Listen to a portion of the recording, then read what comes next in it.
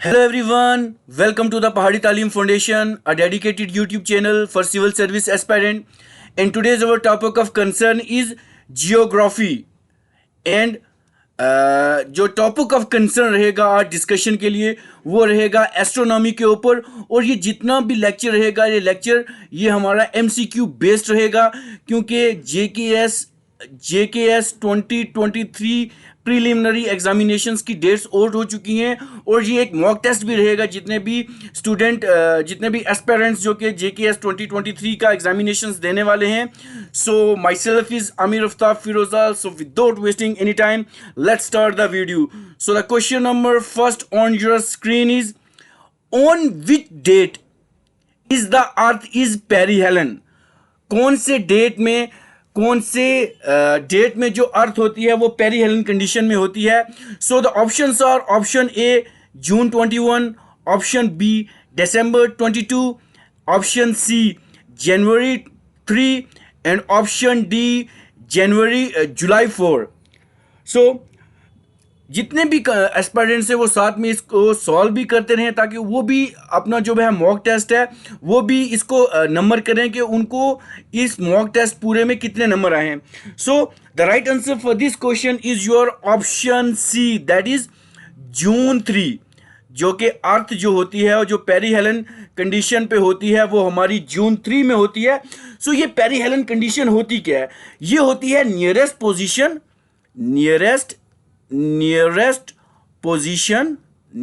position of earth to sun. ठीक है, ये nearest position of earth in respect to sun होती है. मतलब जब जमीन सूरज के पास होती है तो उसको हम क्या कहते हैं? पेरीहेलन. तो इसको आप ये दो चीजें आती है, एक तो पेरीहेलन कंसेप्ट आता है और एक एपीहेलन कंसेप्ट आता है. सो पेरीहेलन में क्या होती है? जो जमीन होती है वो क्या होती है? सूरज के नजदीक आ जाती है, उसके पास आ जाती है. ये कंसेप्ट आपको याद रखना पड़ेगा क्योंकि बहुत ज्यादा इंपॉर्टेंट रहता है. और अगर किलोमीटर के हिसाब से देखें, अगर हम इसको किलोमीटर के हिसाब से देखें तो अबाउट अप्रोक्सीमेटली या नियरली अबाउट हम कहेंगे 147 मिलियन किलोमीटर जो है वो इसका जो डिस्टेंस हो जाता है अर्थ का सन के पास से. ये चीज आप याद रखेंगे क्योंकि एग्जामिनेशन पॉइंट ऑफ व्यू से ये चीजें बहुत ज्यादा इंपॉर्टेंट रहती हैं और एग्जामिनेशन में आने के चांसेस इन चीजों के रहते हैं क्योंकि दीज आर द टर्म ये जो टर्म्स होती हैं चाहे पेरीहेलन हो एपीहेलन्स हो, ये टेक्निकल टर्म्स जो आती हैं. फिर एक और चीज मुझे याद आ गई, एक चीज और पूछते हैं कि हमारे एग्जामिनेशन में पूछेंगे कि फॉसिल प्लेनेट किसको कहते हैं?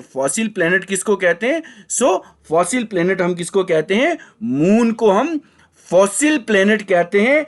And the study of moon is called selenology,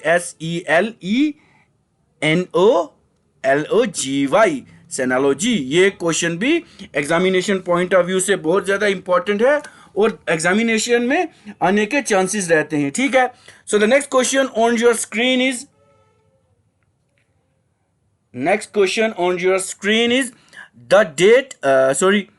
the earth is in aphelion on. जो अर्थ होती है वो एपीहेलन कंडीशन में किस वक्त पे होती है? सो एपीहेलन कंडीशन में, so the options are option A that is June 21, option B December 22, option C September 23 and option D July 4. जितने भी एस्पायरेंट इस मॉक टेस्ट को देख रहे हैं वो साथ साथ इसको क्या करें, वो इसको अटेम्प्ट भी करें, देखें आपके कितने नंबर आ रहे हैं. So the right answer for this question is your option D, that is July 4. जो जुलाई 4 होता है उसमें जो अर्थ होती है इन रिस्पेक्ट टू सन वो क्या होती है? उससे दूर होती है. सो एपीहेलन का क्या मतलब होता है? एपीहेलन जो कंडीशंस होती है एपीहेलियन. सो एपीहेलियन क्या कंडीशन होती है? Farthest position of earth from sun. जो फारदेस्ट पोजीशन अर्थ की रहती है सन से, उसको हम क्या कहते हैं? एपीहेलन। मतलब जब जमीन सूरज से दूर होती है उस कंडीशन को हम क्या कहते हैं? एपीहेलन। ठीक है, दोनों कंसेप्ट समझ लेना। एक आ गया हमारे पास पेरीहेलन, एक कंसेप्ट हमारे पास आ गया पेरीहेलियन, एक आ गया पेरीहेलियन और एक आ गया एपीहेलियन।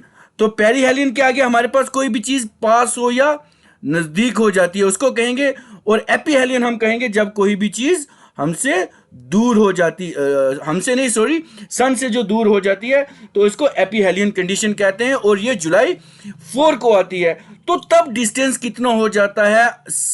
अर्थ विद रिस्पेक्ट टू सन कितनी दूर हो जाती है? जब जमीन सूरज से दूर हो जाती है तो कितनी दूर हो जाती है? ये क्वेश्चन भी पूछते हैं। So it is 152 million kilometre दूर हो जाती है।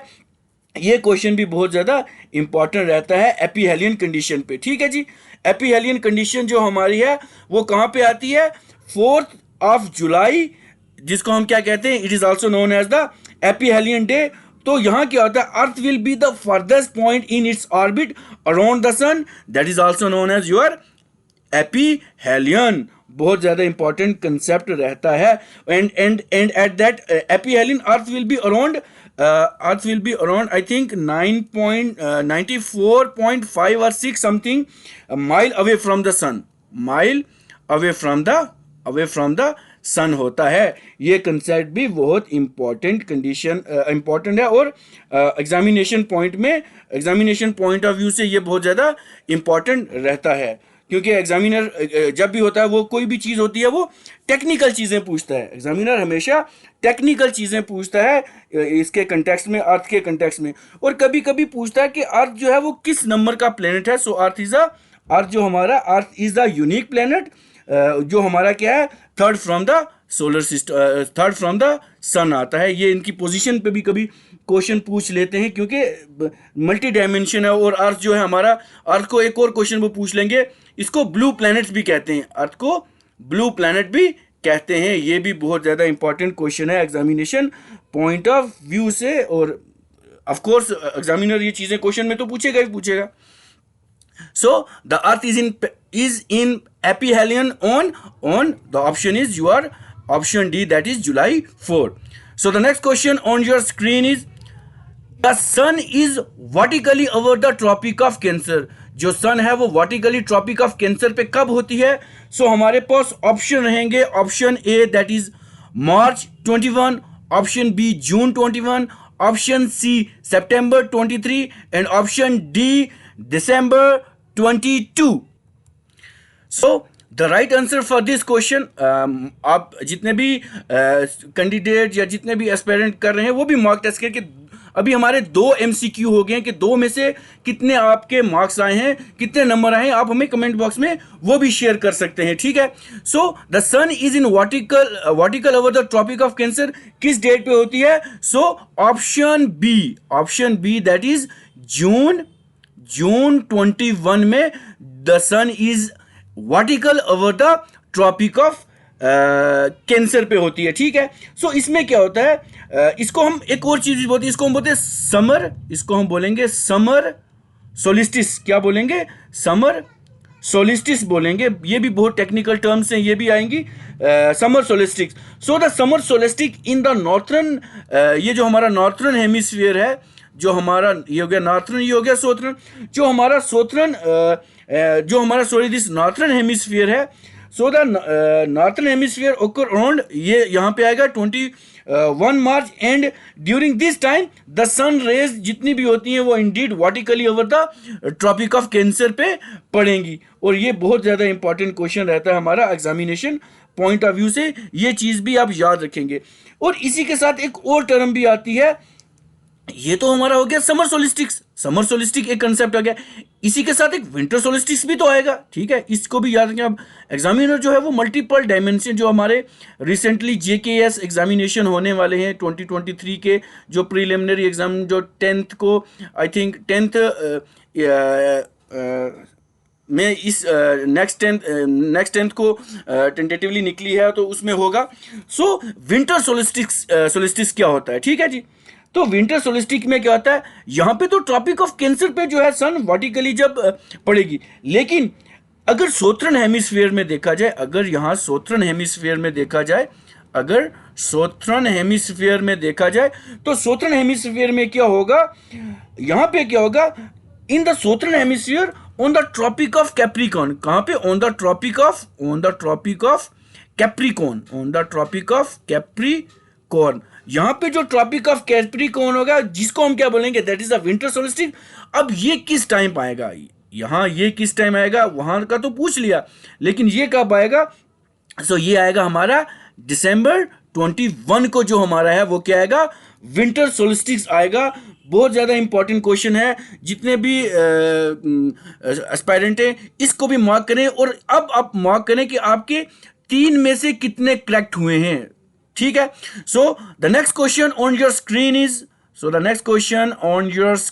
Is, what is the most important about the Arctic and the Antarctic Circle? हमारे जो आर्टिक सर्कल हैं और जो हमारे एंटार्क्टिक सर्कल हैं, उसमें सबसे ज़्यादा इंपॉर्टेंट क्या है, which is the most important about the arctic and the antarctic circle?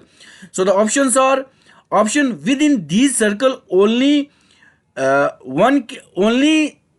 Can the day and night be longer than 24 hour, क्या जो डे और नाइट वो 24 घंटे से ज़्यादा होंगे, ठीक है जी। Option B, the days and night are never more than 24 hour longer here, कि जो डे और दिन और रात होंगे वो 24 घंटे से ज़्यादा नहीं होंगे। And option C, both areas frozen continent, जो एरिया है ये फ्रोजन कंटिनेंट्स हैं। या हमारे पास ऑप्शन डी है, बोथ रीजन्स आर अनइनहेबिटेड, मतलब यहाँ पे कोई नहीं रहता। और यहाँ पे हमने मोस्ट प्रोबेबली देखना है, क्योंकि ये सारे ऑप्शन कहीं ना कहीं मैच कर रहे हैं, क्या कर रहे हैं, बहुत ज्यादा मैच कर रहे हैं। तो इस क्वेश्चन को बड़े ही ध्यान से हमने करना है, बड़े ही ध्यान से इस क्वेश्चन को हमने करना है।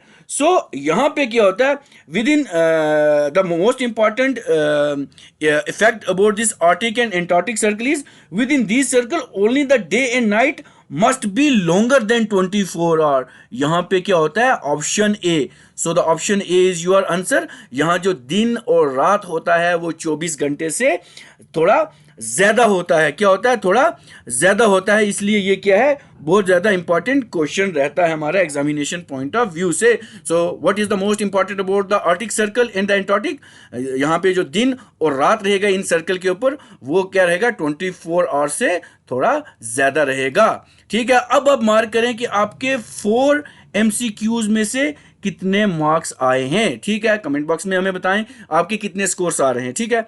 So the next question on your screen is, how much of the total surface area of the moon is never visible from the earth? Moon से कितना जो how much of the total surface area of moon is never visible from the earth, earth से कितना moon का area है जो visible नहीं होता है। So the options are, option A 41%, option B 47%, option C 53% and option D 59%। Option जितने भी एस्पायरेंट हैं वो अब इसको क्या करें, साथ साथ इसको अटेम्प्ट करते जाएं कि कितना एरिया जो है मून का हमारा, ये हमारा सपोज मून है, हमारा मून है चंद्रमा चांद, तो चांद का कितना एरिया जो है वो हमें ज़मीन से दिखाई नहीं देता, इज नेवर विजिबल फ्रॉम अर्थ। सो ठीक है, इस क्वेश्चन को आप अटेम्प्ट करें। सो the right answer is your option A, that is 41% area जो होता है वो हमारा अर्थ से चांद का अर्थ से नहीं दिखाई देता। So the 41% of the moon is not visible from the अर्थ, ठीक है जी। अब देखा जाए कुछ और साथ में फैक्ट्स भी देख लेते हैं।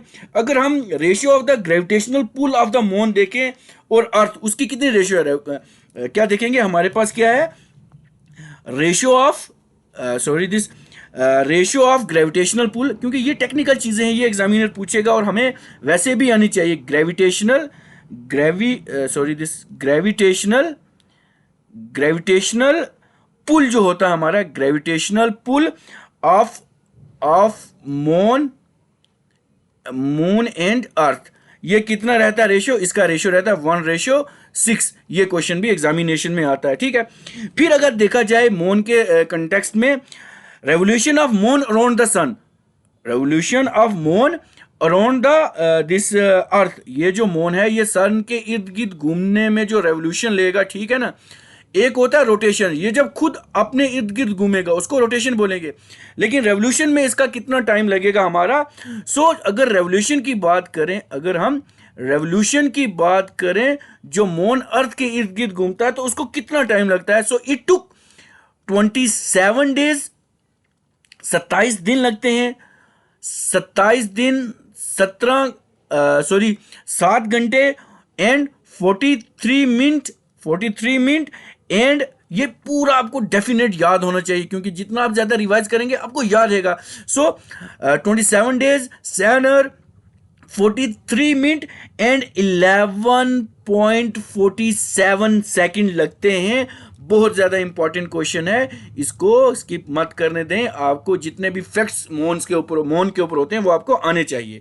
फिर अगर देखा जाए कि ये जो मून है हमारा, इसकी लाइट अर्थ तक पहुंचने में कितना टाइम लगाती है, बेसिक सा क्वेश्चन है। इट टुक 1.3 सेकंड लगती है और ये जमीन पर पहुंच जाता है, ठीक है। बहुत ज्यादा इंपॉर्टेंट कंसेप्ट है ये भी एग्जामिनेशन पॉइंट ऑफ व्यू से, ठीक है। कुछ और चीजें लाइक डिस्कस कर लेते हैं मून के ऊपर। अगर हम देखें, सपोज इसका डायमीटर देख लेते हैं, ठीक है। इस पे भी काफी सारे क्वेश्चन आते हैं। डायमीटर, अगर मून का डायमीटर जो है वो कितना है, दैट इज आई थिंक 34 कैसे यहाँ, ठीक, मैंने एक मिनोमिक से याद किया था अपनी नेटिव लैंग्वेज में, 74 था, ठीक जी, ये था। तो 3475 किलोमीटर इसका मून का जो है वो डायामीटर रहता है, और 11,000 किलोमीटर इसका जो है वो क्या रहता है, सरकमफ्रेंस रहता है। इसका सरकमफ्रेंस रहता है। ये जो मून का सरकमफ्रेंस है सारा, ये 11,000 किलोमीटर रहता है। ये बहुत इंपॉर्टेंट क्वेश्चन रहता है।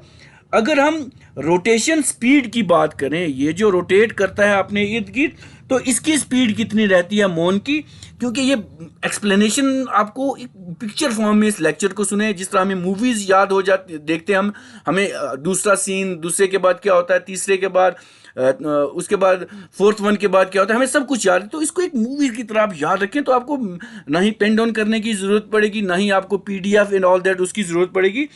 इसकी अगर हम रोटेशन की बात करें, रोटेशन स्पीड की बात करें, 3680 किलोमीटर, ये जो है किलोमीटर पर आवर जो है ये इसकी रोटेशन रहती है। ये भी बहुत ज्यादा इंपॉर्टेंट क्वेश्चन रहता है। The next question on your screen is the average distance between the moon and the अर्थ। ये भी बहुत इंपॉर्टेंट और बेसिक सा क्वेश्चन है। अब वो तो 6th वन हो गया। अब 7th वाला क्वेश्चन आप देखिए, 6th का अटेम्प्ट करके देखिए कितने बच्चों या कितने एस्पायरेंट ने 6 में से 6 नंबर लिए हैं, 6 आउट ऑफ 6। अब 7th वाले पे हम आते हैं। The average distance between the moon and the earth हमारे पास कितना आता है। The options are, option A that is 384 3 time ओ किलोमीटर, ठीक है। उसके बाद option B, C and D, the figures are within you, आपके पास रहेंगी, ठीक है। The right answer for this question is your option A. हमारे पास ऑप्शन ए रहेगा इसका, ठीक है। हमारे पास ऑप्शन ए रहेगा, that is 3,84,000 kilometre. 3,84,000 kilometre, that is the average distance between the moon and the अर्थ के बीच। जो एवरेज डिस्टेंस है अर्थ एंड मून के बीच, दैट इज 3,84,000 किलोमीटर रहेगा। ये बहुत ज्यादा इंपॉर्टेंट क्वेश्चन रहता है हमारा एग्जामिनेशन पॉइंट ऑफ व्यू से। And the moon is the only natural satellite ये एक ही वाहिद अकेली सैटेलाइट है हमारी अर्थ की ये एक ही सैटेलाइट है, और ये भी बहुत ज़्यादा इम्पॉर्टेंट रहता है हमारा एग्जामिनेशन पॉइंट ऑफ व्यू से। ठीक है, ये क्वेश्चन भी आप अपने माइंड सेटअप में फिट कर लें, क्योंकि ये क्वेश्चन भी कभी ना कभी एग्जामिनर पूछ लेता है, क्योंकि स्टैटिक्स के ऊपर बेस रहता है। अब स्टूडेंट मार्क करें हमारे कमेंट बॉक्स में कि 7 आउट ऑफ 7 किसने अचीव किया है ये target. So the next question on your screen is the average distance between the sun and the earth. जो अवरेज डिस्टेंस हमारा सन और हमारा अर्थ के बीच है, सन और अर्थ के बीच जो अवरेज डिस्टेंस है हमारा, वो कितना है। सो द ऑप्शंस आर, जो हमारे पास ऑप्शन रहेंगे वो ऑप्शन रहेंगे, option A that is 145 million kilometre, option B 150 million kilometre, option C 155 million kilometre and option D 160 kilometre. So the right answer for this question is your option B. हमारा option B रहेगा 150 million kilometre हमारा जो distance है, average distance between the sun and the earth रहेगा। ये question बहुत ज़्यादा important रहता है एग्जामिनेशन पॉइंट ऑफ व्यू से, क्योंकि अब ये क्वेश्चन नंबर हमारे पास 8 है। अब आप देखें 8 आउट ऑफ 8 किसने अचीव किए हैं। विद दिस मैं थोड़ी सी और इसमें इंफॉर्मेशन ऐड कर देता हूं। अगर हम डिस्टेंस की बात करें, the distance is refer to as one of the astronomical unit. The distance light travel in about 8 and half ये मेरे ख्याल में 8.5 मिनट में जो है वो जो है ये लाइट इसके ऊपर हमारी जो सन की लाइट है वो अर्थ पे आ जाती है। And the sun is the nearest star to the earth, और जो सन है हमारी अर्थ का एक बहुत ही नियरेस्ट स्टार रहता है। ये क्वेश्चन भी कभी अगर उसके ऊपर आ जाते हैं हमारे पास स्टेटमेंट वाइज क्वेश्चन आ जाते हैं, तो उसके ऊपर कभी कभी एग्जामिनर इन चीज़ों को भी पूछ लेता है। सो एक अर्थ ही वाहिद है हमारे पास, हमारी अर्थ ही एक ऐसी वाहिद प्लेनेट है दैट इज जहां पे लाइफ एग्जिस्ट करती है, जहां पे क्या करती है, the earth is the only habitable planet जहां पे हम रह सकते हैं। ये क्वेश्चन भी बहुत ज़्यादा इंपॉर्टेंट रहता है एग्जामिनेशन पॉइंट ऑफ व्यू से। कुछ सन के ऊपर बात कर लेते हैं। लाइक सन हमारी जो है, अगर हम देखें the gravity of sun hold the solar system together keeping everything in its orbit. ठीक है, इसकी ग्रेविटी हर एक चीज को अपने ऑर्बिट में ही रखती है, इसकी इतनी ग्रेविटी है। ठीक है जी, ये क्वेश्चन भी बहुत ज्यादा इंपॉर्टेंट रहता है हमारा एग्जामिनेशन पॉइंट ऑफ व्यू से। ठीक है ना। अब अगर हम करें एक ब्राइटेस्ट स्टार अगर मेरे माइंड सेटअप में आ गया, ठीक है ना, brightest star outside the brightest star that is outside our solar system is, उसको क्या बोलेंगे, उसको हम साइरिस बोलेंगे, जिसको हम क्या कहते हैं, जिसको हम डॉग स्टार भी कहते हैं, डॉग स्टार भी कहते हैं। ये भी बहुत ज्यादा इंपॉर्टेंट रहता है एग्जामिनेशन पॉइंट ऑफ व्यू से। सो the next question on your screen is, बहुत ज्यादा इंपॉर्टेंट क्वेश्चन है ये वाला, क्योंकि ये ऐसे क्वेश्चन जो है टेक्निकल, अब देखें कभी सी सेट एग्जामिनेशन जो हमारा जेकेएस हो चाहे यूपीएससी हो, उसमें ये क्वेश्चन पूछते हैं ऑल्दो ये जनरल स्टडी का, लेकिन ये डिस्टेंस निकालना पड़ता है कभी कि किसने टाइम लूज किया, किसने टाइम गेन किया। ये क्वेश्चन बहुत ज़्यादा इंपॉर्टेंट है।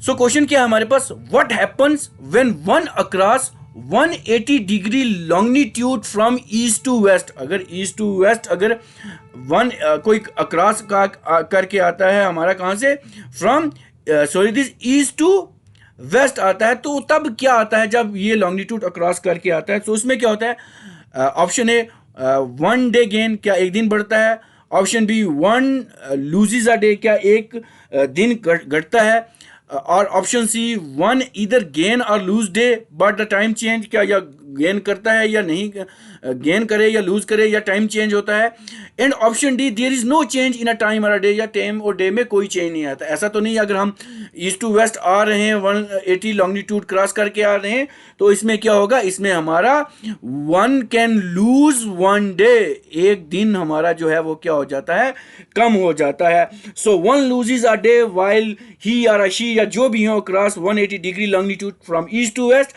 ईस्ट टू वेस्ट में एक दिन क्या हो जाएगा, माइनस हो जाएगा। लेकिन अगर हम वेस्ट से ईस्ट की तरफ जाएंगे तो एक दिन हमारा प्लस क्या हो जाएगा, गेन हो जाएगा। ये कंसेप्ट रहता है एग्जामिनेशन पॉइंट ऑफ व्यू से, ठीक है।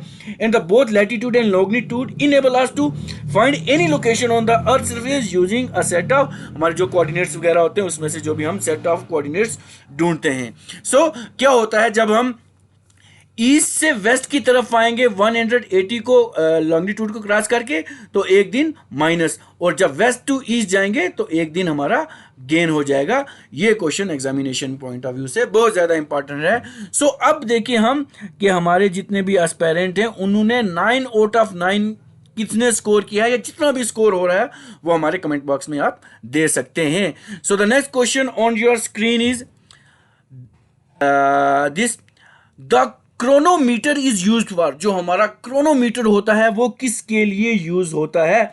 So the option are with, हमारे पास जो है remain with us, are measuring distance, option B measuring rock density, option rock का तो इसमें कोई कंसेप्ट ही नहीं है, ठीक, एक तो आप ऑर्डर कर सकते हैं, option C keeping time correct, and option D measuring earthquake. अब अर्थक्वेक और दो हमने कट करे, सो हमारे पास अब कितना चांस बच जाता है राइट आंसर करने का, 50 या 50 रहता है यहाँ। तो अगर हम देखें 25 25 25, आल्दो ये एप्लीकेबल नहीं है, अगर ये हो एक हम आउट करते हैं तो हमारे पास 75% चांसेस रहते हैं, दो कट करेंगे तो 50% चांस रहेंगे, तीन कट करेंगे तो 50, मतलब हमारे पास चांसेस ही चांसेस हैं।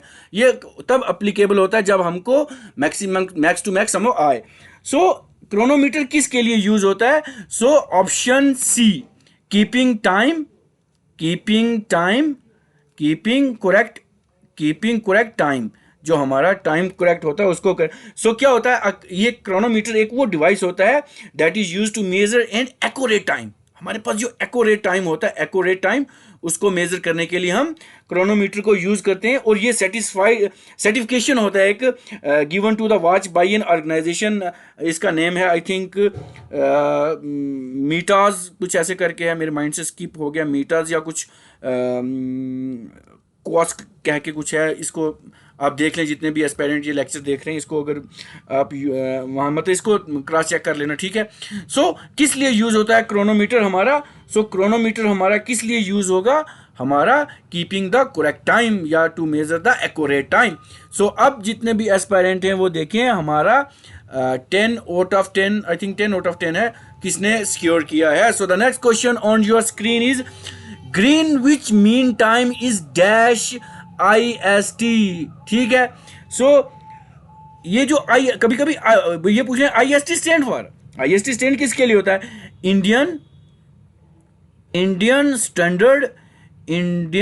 स्टैंडर्ड टाइम, इसको हम IST भी बोलते हैं। सो ग्रीनविच मीन इज, इसका क्या होगा हमारा, सो इसका हमारे पास ऑप्शन ए दैट इज 5:30 पर और अहेड, इससे हम आगे हैं, और 12 और अहेड या 12 घंटे आगे हैं, या 4.5 और अहेड और 5.5 इसमें, और 5.5 या 5.50 होगा, ठीक है। इसको 50 मान के चल देते हैं, अगर क्योंकि ये रेशियो अगर यहाँ पे 5.3 होता, ठीक है ना, इसको कंफर्म कर लेते, कंफर्म ही है, मतलब टाइपिंग में थोड़ी सी प्रॉब्लम आ गई है।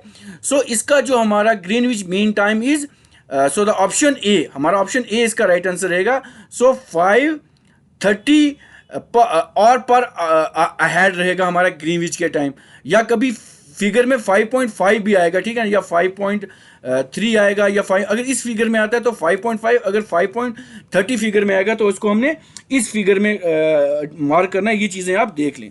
अगर देखें हम इन इंडिया में, अगर आपने इंडिया में देखें, इंडिया दैट इज भारत, ठीक है, द लॉन्गिट्यूड ऑफ हमारा जो है 82 degree 5 inch is treated as a standard meridian. हमारा जो स्टैंडर्ड मेरिडियन है वो इसको हम ट्रीट करके चलते हैं। So the local time of the meridian is taken as the standard time for the whole of the country, it is known as the your Indian standard time, इसको हम कहते हैं। अगर प्रेम मेरिडियन इज 0 डिग्री, अगर प्रेम meridian हमारा 0 degree होगा, and it is known as the Greenwich line, and it passes through the Greenwich, जो कि हमारा कहाँ पे है, जो हमारा ये ग्रीनविच है ये कहाँ लोकेट करता है, लंदन में लोकेट करता है। Where the British royal observatory is located, यहाँ पे ये ब्रिटिश रॉयल ऑब्जर्वेटरी लोकेट करती है। ठीक है, सो ये क्वेश्चन बहुत ज़्यादा इंपॉर्टेंट रहेगा हमारा एग्जामिनेशन पॉइंट ऑफ व्यू से। आई थिंक मैं देख लेता हूँ हमारी जो नंबरिंग है उसमें थोड़ी सी हो गई है, 9 8 7 8 9 10 एंड 11। ठीक है, बराबर जा रही है। सो अब देखें जितने भी एस्पायरेंट इस मॉक टेस्ट को अटेम्प्ट कर रहे हैं तो 11 आउट ऑफ 11 किसके आए हैं, तो ये भी हमें कमेंट बॉक्स में आप अपना आंसर दे सकते हैं। So the next question on your screen is what is the unit of measurement of the distance between the celestial bodies और हेवनली बॉडीज, उसको हम नापने के लिए या मापने के लिए कौन सी चीज यूज करते हैं। ठीक है, सो जितने भी सेलेस्टियल बॉडी हैं तो हमारे पास ऑप्शन ए रहेगा nautical mile, option B statute mile, ये कुछ आई थिंक मुझे भी स्किप हो गया, option C light year and option D kilometre. So attempt करें आप इस 12th क्वेश्चन को के, ठीक है, कौन सा है। So the right answer for this question is your जो हम सेलेस्टियल्स बॉडी जितनी भी होती हैं हमारी, ठीक है ना, जितनी भी सेलेस्टियल्स बॉडी होती हैं उसको हम किससे मेजर करते हैं, हम इसको मेजर करते हैं लाइट ईयर में। किस में करते हैं, लाइट ईयर में मेजर करते हैं। ठीक है, so the option C is your right answer. So the light year is a unit of length used to express astronomical distance जितने भी हमारे होते हैं। कौन से होते हैं हमारे, एस्ट्रोनॉमिकल, जितने भी हमारे डिस्टेंस होते हैं, एस्ट्रोनॉमिकल डिस्टेंस होते हैं, उसको हम मेजर करते हैं। So the 1 light year is the distance travel by light in a vacuum in 1 year. 1 light year हमारा क्या होता है, जब लाइट कोई डिस्टेंस ट्रेवल करे वैक्यूम में 1 साल के अंदर, उसको हम क्या कहते हैं, लाइट ईयर कहते हैं। And the unit most commonly used in this professional, जो हमारे जितने भी एस्ट्रोमेट्रीज होते हैं तो उसको हम क्या कहते हैं, पर सेक्स कहते हैं। क्या कहते हैं, पर सेक कहते हैं, पर सेक कहते हैं। ये भी बहुत ज्यादा इंपॉर्टेंट है। और अगर पर सेक की वो अगर फ्रिक्शन को तोड़ेगा, सो पर से 1 पर सेक जो हमारा होता है, 1 parsec is equal to 3.26 light year हमारे होते हैं। ये भी याद रखें क्योंकि ये भी एग्जामिनेशन पॉइंट ऑफ व्यू से बहुत ज्यादा इंपॉर्टेंट है। So the next question on your screen is, जो हमारा नेक्स्ट क्वेश्चन है स्क्रीन पे वो क्या है, ये भी बहुत इंपॉर्टेंट क्वेश्चन है। अब ये हमारा दिस वन इज 12th। अब ये हमारा 13 नंबर क्वेश्चन है, ठीक है ना, 13 on the surface of the moon. अगर हम मून की सरफेस की बात करें तो इस पे क्या होगा, क्योंकि ये स्टेटमेंट वाइज क्वेश्चन है। The mass of an object is more but it weight is less. क्या ये होगा, हमारा जो मास होगा वो ज्यादा होगा और जो हमारा वेट होगा क्या वो कम होगा।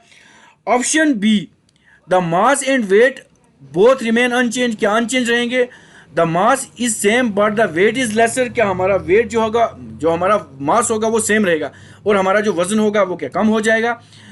The mass is more but the weight is lesser. जो हमारा वेट होगा वो क्या होगा, लेसर होगा। ठीक है, सो हमारा जो क्या होगा, मास रिमेन कांस्टेंट। जो हमारा जो मास होगा ना वो क्या होगा, मास रिमेन, यहां पे क्या होता है, मास रिमेन हमारा क्या होगा, कांस्टेंट। मास हमारा कांस्टेंट होगा बट जो हमारा वेट होता है, जो हमारा वेट होता है वो क्या होता है, रिमेन लेस। हमारा जो वेट है वो कम हो जाता है। So the mass is same, so the option C is your right answer. The mass is same but the weight is less, so the option C is your right answer. ये भी बहुत ज़्यादा important हमारे examination point of view से रहता है terms, ठीक है ना। फिर कुछ और चीज़ें हम अगर कुछ डिस्कस कर लें, क्योंकि बहुत सारी, एक आता है हमारे पास फोकॉल्ट, ठीक है, ये क्वेश्चन एग्जामिनेशन में आया JKSSB के क्वेश्चन में, आई थिंक जहाँ तक मुझे याद है। एक होता है फोकॉल्ट, एक क्या होता है फोकॉल्ट, CAULT, फोकॉल्ट पेंडुलम, ठीक है, इस पे क्वेश्चन आता है, फोकॉल्ट पेंडुलम, ठीक है जी। तो ये क्या होता है, ये क्या करता है, demonstrate the rotation of earth. ये क्या करता है, डेमोन्स्ट्रेट करता है रोटेशन ऑफ अर्थ करता है। ये क्वेश्चन भी बहुत ज़्यादा इंपॉर्टेंट रहता है। और कुछ अगर पॉइंट हम डिस्कस कर लें, यहाँ पे कुछ और पॉइंट हमारे पास हैं, वो अगर हम डिस्कस कर लें, ये क्योंकि ये भी बड़े टेक्निकल्स और बेसिक से क्वेश्चन हैं, मैक्सिमम तो स्टूडेंट्स को आते हैं लेकिन फिर भी रिवाइज हो जाते हैं, ठीक है ना। सो इसमें हो जाएगा, अगर हम 2 डेट्स को देख लें, माइंड में आ गई डेट्स, 21 जून जो हमारा होता है उसमें क्या होता है हमारा लॉन्गेस्ट डे होता है हमारा, ठीक, याद रखें। लेकिन ये लॉन्गेस्ट डे कहाँ होता है? नॉर्थर्न हेमिस्फीयर में।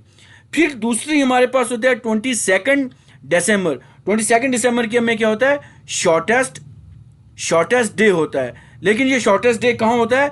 सोथर्न हेमिस्फीयर में होता है। ये दो चीज़ें आप याद रखेंगे एग्जामिनेशन पॉइंट ऑफ व्यू से। सो अब देखेंगे हम 14, ये 13 है ना, 13 में से 13 किसने अटेम्प्ट किए हैं, हमें कमेंट बॉक्स में ये आप अपना जो है वो कमेंट करें, ताकि हम देखें कि कितने सारे जो एस्पायरेंट हैं वो वाकया हमारे चैनल के साथ जुड़े हुए हैं या वो इसको डे टू डे देख रहे हैं, ठीक है। So the next question on your screen is how much is the approximate time gap between two successive high tides. हमारे जो टाइड्स होती हैं उसमें सक्सेसिव जो टाइम गैप रहता है वो कितना रहता है, ठीक है। ये क्वेश्चन भी बहुत ज़्यादा इंपॉर्टेंट रहता है। सो सक्सेसिव जो टाइम है वो कितना रहेगा। So the options are option A 6 hour, option B 9 hour, option C 11 hour and option D, your option D is 12.5 hour. ये क्वेश्चन आप सब अटेम्प्ट करें जितने भी मॉक टेस्ट कर रहे हैं कि वो कितने इसको जो टाइम रहता है दो सक्सेसिव इसमें हाई टाइड के बीच वो कितना रहता है, ठीक है। क्योंकि ये अर्थ रोटेशन के ऊपर बेस होती है, क्योंकि the earth rotate to tidals, that is एक तो हमारी सोलर टाइड और एक होती है लूनर टाइड, सोलर डे में और लूनर डे में। बल्कि every lunar day coastal area जो होते हैं वो एक्सपीरियंस करते हैं 2 high tides and two high and 2 tide every 24 hour पर मिनट करते हैं। लेकिन अगर हाई टाइड की बात करें तो वो उनका टाइम गैप कितना रहेगा, ठीक है ना। सो द हाई टाइड ओकर जो रहती है वो हमारी 12.5 या 4 समथिंग के ऊपर रहती है, मिनट डिफरेंस इसका रहता है। सो इन दोनों के बीच कितना टाइम रहेगा? ऑप्शन डी, दैट इज 12.5 और इनके बीच डिस्टेंस रहेगा। ये क्वेश्चन भी बहुत ज़्यादा इंपॉर्टेंट रहता है एग्जामिनेशन पॉइंट ऑफ व्यू से। सो the next question on your screen is ये 13, this one is 13, 14। So 14 out of 14 किसने स्कोर किए हैं, या जितने भी स्कोर किए हैं आप हमें कमेंट बॉक्स में देंगे। So the next question on your screen is to a space traveller on moon the sky in a day appear. जो भी स्पेस ट्रेवलर होते हैं मून के लिए, मून पे, तो स्काई जो है वो दिन में कैसा होता है उनके पास। So the options are option A white, black, B and option C blue and option D red. तो कौन सा रहेगा कलर, आप मार्क करें 15th क्वेश्चन को। So the right answer for this question is your option B, that is black रहेगा। ये बहुत ज़्यादा इंपॉर्टेंट क्वेश्चन है एग्जामिनेशन पॉइंट ऑफ व्यू से, और एग्जामिनेशन में आने के चांसेस इस क्वेश्चन के रहते ही रहते हैं। So the moon atmosphere is negligibly क्या होता है, थिन होता है, एसेंशियली वैक्यूम होता है। So its sky is always black as in case of, अगर बाकी प्लैनेट्स के देखा जाए। However sun is so bright that is it is impossible to stare during the daytime unless observer is well shielded from the sunlight, directly हो चाहे reflected हो ground से, तो उसके बेस के ऊपर ये रहता है एग्जामिनेशन पॉइंट ऑफ व्यू के ऊपर।